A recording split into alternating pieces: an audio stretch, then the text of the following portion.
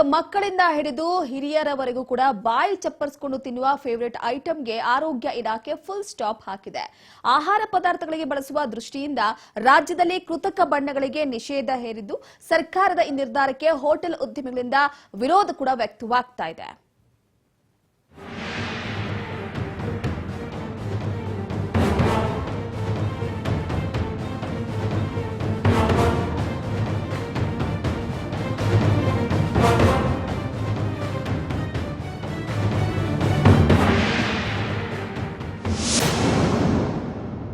ಸರ್ಕಾರದಿಂದ food ಐಟಂಗಳಲ್ಲಿ colour ಬಳಕೆಗೆ full stop. ಆರೋಗ್ಯ ಇಲಾಖೆ ನಿರ್ಧಾರಕ್ಕೆ ಶುರುವಾಯಿತು ಭಾರೀ ವಿರೋಧ. ಹೋಟೆಲ್ ಮಾಲೀಕರಿಂದ ತಕರಾರು, ಜನರ ಅಸಮಾಧಾನ. ಎಸ್, ಆರೋಗ್ಯ ಇಲಾಖೆ ತಿಂಡಿ ತಿನಿಸುಗಳಲ್ಲಿ ಎಲ್ಲರ ಮೋಸ್ಟ್ ಫೇವರೇಟ್ ಐಟಮ್ಸ್ಗಳಿಗೆ ನಿಷೇಧ ಹೇರಿದೆ. ಗೋವಾ ಸೇರಿದಂತೆ ಹಲವು ರಾಜ್ಯಗಳಲ್ಲಿ ಗೋಬಿ ಹಾಗೂ ಕಾಟನ್ ಕ್ಯಾಂಡಿಗಳನ್ನ ಬ್ಯಾನ್ ಮಾಡಿದೆ. ಈ ಹಿನ್ನೆಲೆ ರಾಜ್ಯ ಆರೋಗ್ಯ ಇಲಾಖೆ ಕೂಡ ಗೋಬಿ ಹಾಗೂ ಕಾಟನ್ ಕ್ಯಾಂಡಿಗಳ ಮಾದರಿ ಪರೀಕ್ಷೆ ನಡೆಸಿ ಅವುಗಳಿಗೆ ಬಳಸುವ ಕೃತಕ ಬಣ್ಣಗಳಿಗೆ ಬ್ರೇಕ್ ಹಾಕಿದೆ. ಆಹಾರ ಪದಾರ್ಥಗಳಲ್ಲಿ ಕೃತಕ ಬಣ್ಣ ಬಳಸದಂತೆ ನಿಷೇಧ ಕೂಡ ಹೇರಿದೆ. ಆರೋಗ್ಯ ಇಲಾಖೆಯ ಈ ನಿರ್ಧಾರಕ್ಕೆ ಒಂದ್ ಕಡೆ ಹೋಟೆಲ್ ಮಾಲೀಕರು ವಿರೋಧವನ್ನ ವ್ಯಕ್ತಪಡಿಸ್ತಾ ಇದ್ದಾರೆ.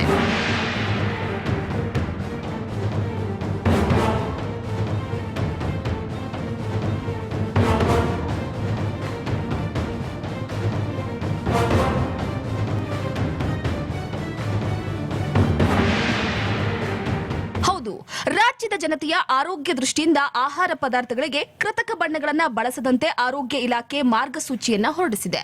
ಗೋಬಿ, ಕಾಟನ್ ಕ್ಯಾಂಡಿ ಸೇರಿದಂತೆ ಅನೇಕ ಆಹಾರ ಪದಾರ್ಥಗಳಲ್ಲಿ ಹಾನಿಕಾರಕ ಬಣ್ಣಗಳನ್ನು ಬಳಸುವಂತಿಲ್ಲ ಎಂಬ ಆರೋಗ್ಯ ಇಲಾಖೆಯ ನಿರ್ಧಾರಕ್ಕೆ ಬೆಂಗಳೂರು ಹೋಟೆಲ್ ಮಾಲೀಕರ ಸಂಘದಿಂದ ವಿರೋಧ ವ್ಯಕ್ತವಾಗ್ತಾ ಇದೆ.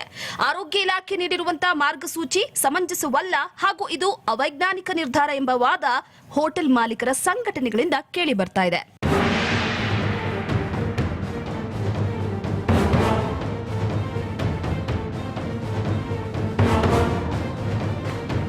ಇನ್ನು ಸರ್ಕಾರದಿಂದ red, blue, green, yellow colour ಬಳಸದಂತೆ ಮಾರ್ಗಸೂಚಿಯನ್ನ ಹೊರಡಿಸಿದೆ. ಆದರೆ ಇದಕ್ಕೆ ಹೋಟೆಲ್ ಮಾಲೀಕರು ತಕರಾರು ಎತ್ತಿದ್ದಾರೆ. ಇನ್ನು ಸದ್ಯ ಈ ಎಲ್ಲ ಬಣ್ಣಗಳು FSSAI ನಿಂದ ಪರ್ಮಿಸಿಬಲ್ ಆಗಿದ್ದು ಯಾವ ಆಧಾರದ ಮೇಲೆ ಸರ್ಕಾರ ಈ ಬಣ್ಣಗಳಿಗೆ ನಿಷೇಧ ಹೇರಿದೆ ಎಂಬ ಪ್ರಶ್ನೆಗಳು ಹೋಟೆಲ್ ಮಾಲೀಕರಿಗೆ ಉದ್ಭವವಾಗಿದೆ. ಇನ್ನು ಕೃತಕ ಆಹಾರ ಪದಾರ್ಥಗಳ ಬಣ್ಣ ತಯಾರಕರು ಹಾಗೂ ಗ್ರಾಹಕರ ಬಳಿ ಚರ್ಚಿಸದೆ ಸರ್ಕಾರ ತೆಗೆದುಕೊಂಡಿರುವಂತಹ ಈ ನಿರ್ಧಾರಕ್ಕೆ ಅಸಮಾಧಾನ ವ್ಯಕ್ತವಾಗ್ತಾ ಇದ್ದು ಸರ್ಕಾರದ ಮಾರ್ಗಸೂಚಿ ವಾಪಸ್ ಪಡೆಯುವಂತೆ ಮನವಿಯನ್ನ ಹೋಟೆಲ್ ಮಾಲೀಕರು ಸಲ್ಲಿಸಿದ್ದಾರೆ.